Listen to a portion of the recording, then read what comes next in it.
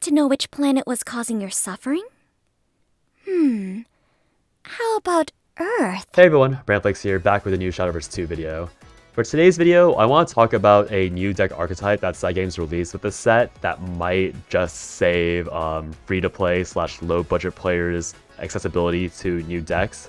Now, I'm not going to say this is a perfect fix because, let's be honest, this type of the deck archetype and concept is called Highlander. Highlander is, there's not enough cards for every craft yet to really make this work out properly, but there are enough cards for certain decks where this can be possible. So the reason why we're going to be looking at Highlander is because you won't have to craft as many duplicates of certain legendaries, and that cuts down on the required dust cost by a lot. So I'll show you guys my dust cost requirements for these decks, and then I'll look at my other decks and show you guys the comparable example. But to just go straight into it, Highlander, if you guys aren't familiar with the term, is a deck where you only run one copy of each card in the deck. Now, most of these cards will be benefited from the fact that you have, for example, in Hearthstone, you had cards like Reno, or just start of game effects, where once you drew it, or once the game started, you had to build a Highlander purely, because once the game started, that's when the game checks your Highlander status and then gave you an effect. But in Shadowverse 2, there's none of that, so you can actually play copies. You can play more of the card that is strong, and the card that's the reason why I even have this idea in the first place. So the kind of main headliner of this concept is Greatness Ascend. This is a 4-mana spell that draws you 3 cards, and if you have no dupes, you recover 3 play points, which effectively makes this a 1-mana draw 3. I don't think I have to explain too much or go on too much about why this is a really, really strong effect. And you can play 2 of these, because if you draw your first copy, that means your deck is still full of singles because you drew the only dupe that existed in your deck. So obviously, playing an entire game plan around 2 cards is kind of risky, but it's kind of more of the upside of everything. And also we have another card that we'll go over in a second that lets you cycle for this card faster. That other card is going to be Tablet of Tribulations. Now, this neutral card banishes all duplicates from your deck, and then when you click on it, you draw a card for essentially free. Now, obviously, it's 3 mana, so it starts off as a 3 mana draw 1, which is kind of bad, but scales up very quickly. And the Fanfare is very useful for combo decks that want to just go for a single copy of a combo card, or like a single combo piece, and then try and end the game as soon as possible. Now, the main difference between what I'm talking about and what those decks want to do is that these Highlander decks will still be aiming to do a grind out game plan. So these will be crafts that have really strong cards but kind of weak draw, and then because you have extra draw from Tablet and Greatness Ascended, you can actually continue pushing your opponent more and more and more with a lot more fuel than you normally have, because you just have way more card draw than you initially started out with. And so we'll be talking about Highlander, those concepts first, and then we'll talk about playing maybe 2 out cards to still benefit from playing mostly good cards, but still having a stronger draw option from Tablet, and maybe Greatness Ascended if you hit Tablet first into that. So I'll also show you guys the total dust cost, because again, this is mostly for budget and free to play. So the first deck, basically the 3 crafts I think that will really benefit from this concept are Abyss, Swordcraft, and Dragon. Forest and Rune are just here for proof of concept, and then here's the pair Abyss that we have where you run 2 of everything. So showing these decks off will be really ugly just because the game's not built to show 20 columns very cleanly. And so just as a very brief summary, when you're playing Abyss, we all know that Abyss has a lot of different ways they can play now. They have Mode Abyss, Mid-Range Abyss, and Aggro Abyss, and Control Abyss. So because they have so many archetypes, there are a lot of cards here and there that you can splash in that will be kind of ugly to play all in one package. But because we're playing Highlander, we can actually include all of these, and then harder draw and whatever, you can draw into all of these concepts as you play. So we have a really good early curve, because again, we're drawing so much that having quote-unquote inefficient early game cards matters way less, because you're not being punished for drawing a bad card later, because you're drawing way more. And then we still have access to these really strong cards like RMV, like Odin, like Insetsu, like Cerberus, because of the fact that we're drawing, our draw engine is so much more powerful that us having fewer copies should technically matter a little bit less than usual.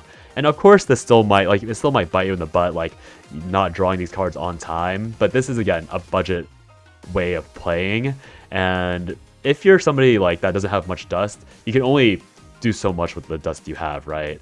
And then if we go into me crafting this deck, you'll see that I only need to use 12,000 vials. Now 12,000 is a lot, but notice that the fact that I have 2 legendaries or 3 cards that are all basic. So Tablet, you only need 1 of, and then Grimnir and Gil and Elise. These 2 cards will be in every single Highlander deck you ever play. And if you want to play a dedicated control or mid-range deck, you will have these cards anyways. So these are all cards that are super affordable, even if you're playing budget and if you're lucky enough to unpack these cards to begin with. So I'd be spending around like 8,000 dust to have a really strong backbone for all these Highlander shenanigans. And then if I don't want to build Abyss, like I can just take out these 2 cards. Like I don't need to play these 2 cards, even though they're quite good. I can play other cards and save even more dust doing that. So again, with the reason why I think Sword, Dragon, and Abyss are the strongest 3 use cases for this is because they don't really have good draw engines. Obviously they do have draw, but the draw is really middling. Like Chaos Cyclone, draw 1 for 2, that's pretty bad. Soul Rotation, lose tempo to draw 2, and 2 for 2 is like fine, but if you're playing mid-range or Control Abyss, you don't want to lose tempo like that for free. You have stuff like Darksteel Demon, which is an alright card, but you have way better cards to play, and you'd rather just get lucky and curve into your good cards than play Darksteel Demon. So that's the reason why he doesn't show up much in stuff like Control Abyss or Mid-Range Abyss. But since we're playing, you know, ones of everything, we can add this card in because more draw is always not bad, especially when our early curve looks like this. So going on to the next deck we can showcase, this will be Sword. Sword got a new package with Loot, which actually allows Sword to go the entire range of aggro, mid-range, and loot. So you can see here that I have stuff like Layer Usurpation, like the Sword cards, I have some removal, and we keep going. Like I have all of the aggro, so if I'm lucky I can draw the aggro. I have the loot package, so I can still get value off of my singular Sincero, and then I still have late game burst through Albert, Ravening Tentacles, and Odin, and Centurion, and also have Urius and Amalia for like those mid-game pushes. So the main issue with mid-range Sword and the main issue with Loot Sword that I've seen are the facts that these decks really run out of fuel really fast. So Loot Sword, this is a totally different video topic, but if you've seen Loot Sword gameplay, you'll notice that Loot Sword really struggles against decks that can go the distance. Loot Sword crushes decks that can't heal or out-sustain their poke damage, but a lot of decks in this meta do have better sustain because they're being built to have sustain, because it's interesting to have sustain because we've been playing such heavy mid-range and storm-based decks for a while now. So with this Swordcraft deck, you not only still have the grind power and early tempo of mid-range Sword, you also have the potential burst damage of aggro Sword, and you have the very efficient damage from loot and the flexibility and adaptability from the loot items, as well as, you know, still having the shenanigans of like playing a perfect curve if you're lucky enough, of like, let's say like Flash Step into Luminous Lance Trooper, into Grimnir, into Zirconia Evo if you're going second, into Congruent Evo with more loot cards, into, you know, Sincero Super Evo, into Odin Evo, into Centurion, into Albert, right? Like that still is a thing you can do as this list. Obviously requires a bit more luck, but you know, actually let's just go like back to this. Like instead of playing Albert or Grimnir, you play Tablet of Tribulations, and now you're drawing 2, so the curve I mentioned just now is even easier to access if you do get lucky with getting Tablet early. Or maybe you draw the Greatness Ascended on turn 3, so you play Greatness Ascended, draw 3 cards to get your good cards, and then play another Luminous Lance Trooper. So you can see the potential of these Highlander decks. Like obviously you do need to be lucky with the early game, but because all these crafts have really strong early game minions, you just play any early game minion and it should work out if you get the draw and you get to, you know, tempo into your good cards that you still have, just a few less of. Now, the last real true Highlander deck is going to be Dragon. Dragon's a little harder because I think Dragon really does rely on ramping in certain scenarios, but Dragon still has the upside of having really good aggro packages and really good late game packages where you just have really strong value. So I've also been told that ramping isn't actually that valuable as well. So even if you do miss the ramp due to having lower access to it, you still have a lot of draw. You do still have pretty good minions. Like Face Dragon was a thing in set 1, so you have a lot of the Face Dragon set pieces. And then if you want to cycle more, you can cycle more. And then you can even aggressively play Phantom Otahime because you have extra draw from your tablet. So you are not even as punished as hard for burning cards with Fan because you have way more card generation. So instead of relying on just these 3 mana 2/2 charges, you can play that 3 mana 2/2 charge and then still look at stuff like Burn Knight, Draconic Strike, and etc. And you even get to play Fenny as a late game option, and Fenny is still pretty good because you can, draw with the tablet, you can draw with Greatness Awakens. Like, there are so many things you are still able to do with this Highlander Dragon that won't necessarily be as consistent if you play generic Fenny Dragon, but it doesn't change the fact that you can still hit the really funny curve of Dragon Sign into Liu Feng Evo, into Fenny Evo, and then maybe you play Greatness Awakens, and then you just start playing all the really fast good cards at all half off, and then you play a 2-mana tablet, and then you keep cycling through with that. So again, not a deck that might necessarily be better than an actual deck, but you can see, once again, if I were to craft this, it's 18,000 vials, right? But we're already assuming these should be crafted if you're playing normally. Bylene can be cut out, and then Galmix and Azure Ifrit, like, I can get Galmix from the deck selector, so that's minus 35,000 from here, or 3,500 from here. And then Azure Ifrit, only needing to craft one, or being lucky enough to get one from packs, that solves a lot of your problems. So instead of having to craft all 3 Galmixes and all 3 Azure Ifrits to play Disdain Dragon, which would be literally like 20,000 dust, I can craft an entire Highlander list for less than it would take to craft these 2 cards in their full sets and glory. And then we have these concepts of like Rune and Forest if you want to see like the full meme potential of this.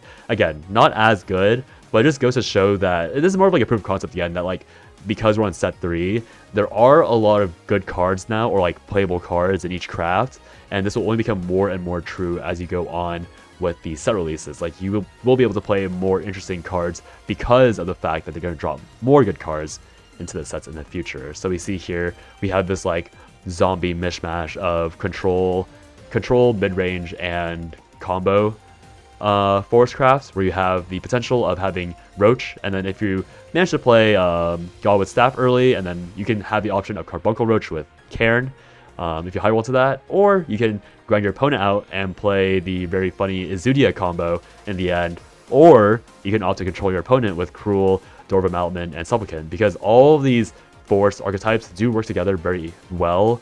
It's just that usually you have to lean directly into one concept because you can only play so many forest cards. And then for the last real thing I want to go over, oh yeah, I guess the dust cost again. Let me just show you guys the dust cost for this. So the dust cost for this 1 per forest deck, I only need to craft, again, 1470. Like, I'd probably put Grim in here instead of Cruel or something, but if you had Lamaga from last set from trying her out, there you go. And then Cruel, Izudia, like, Izudia is probably more important, but you can take these out for other cards if you want to be cuter, or you can play the pairs example that I'm going to go over in a bit. And then Swordcraft, again, Swordcraft is a deck that exists on the picker, so this is slightly cheaper than it looks like. 25,250 is really expensive. But if you click the select deck selector from here, you get both Albert and Sincero, so that is minus 7,000 from this. So this is actually 18,000 dust. And again, if I craft these 2 cards, or these 3 cards, that's 8,000 that I would have from crafting it earlier, so I'd actually only have to craft Gildaria and Ostrus, which is only 7,000 dust. So if you think about it, this deck is technically, as is, it's going to be around 15,000 dust, but if I'm playing all the Highlander decks, this deck costs only 7,000 dust, which is pretty insane of a budget if you're working with a good amount of dust or trying to aim towards something later. Rune, this is not even worth looking at, honestly, but I was thinking about Rune, like, you could play like a mishmash of Spell Boost, the new cost adjustment, and Dirt. And again, just another example of the fact that they have printed more cards to play around with. Like, I have Ryo here with Decline, which is not that efficient, but is a funny joke. And you see that, like, again, you can put together these zombie, like, amalgamations, and they might not work that great. Like, generic Rune is probably still better, but they do exist. Like, you can still pull off Crusadus Climb Super Evo with this, and it might not be very pretty looking, but it is technically possible if you get that early Burgent into that Angrea into Kuon with a Decline in hand, right? And again, the final deck list, or the final concept we're going to go over, is going to be paired decks. So these decks will be slightly more expensive because you do need to craft the other cards. Like here, I can't even craft this deck because I don't own some of these pairs, but to me, Paired Abyss will be the best example of a deck that would want to do this, and probably like mid-range / Loot Sword. So you can see here that this is going to be a mid-range Abyss paired, And once again, like mid-range Abyss has a problem where oftentimes you run out of fuel because you don't have much draw. So how do we get around this? We're going to play Tablet of Tribulations and then use that to pump out draw. And then to get around the fact that we would lose the game too fast for a mid-range grindy Abyss to truly shine, we cut a bunch of 3-ofs with more pairs, so that instead of being dropped to a 13 deck or 13 card deck, we'd be dropped down to probably anywhere from like a 17 to 20 card deck, which lets you survive for like 3 or 4 more turns probably as you play, which can be the difference between you winning out and you losing from decking out yourself. So yeah, this is my offering to anyone like me who really wants to branch out and play more than just 1 or 2 decks. Again, I don't expect these to be very good, but it's probably better than just like playing boring stuff over and over again, especially if the idea works. Like, for example, Cresthaven seems like it was a lot better than I expected it to be, but I can't even craft Cresthaven, or the version that I saw that was good, because it's so absurdly expensive. So if I were to craft Cresthaven, I'm all in the fact that this deck is actually a meta deck right now, or I could spend that initial like 8,000 dust on Guild Elise, Grimnir, and Tablet, and then I only need to spend like 7,000 more dust per deck to play 3 more crafts, essentially. Even less, like, yeah, you guys know what I mean. So hopefully you guys enjoy this idea. If you guys try this out, let me know. I think it will be a lot more friendlier for people that want to try out these decks. Like, this is even a decent trial run, because you can opt to craft a single copy of legendaries of decks you want to try and play, instead of fully committing to all 3 and seeing if you enjoy the vibe the deck gives you as you try it out. So even for that, it's like a really good trial run as well. So with all that said, hope you guys enjoyed the video. What am I trying to say? Hope you guys enjoyed the video. Have a good day or night wherever you are, and I'll see you guys next time. Bye bye.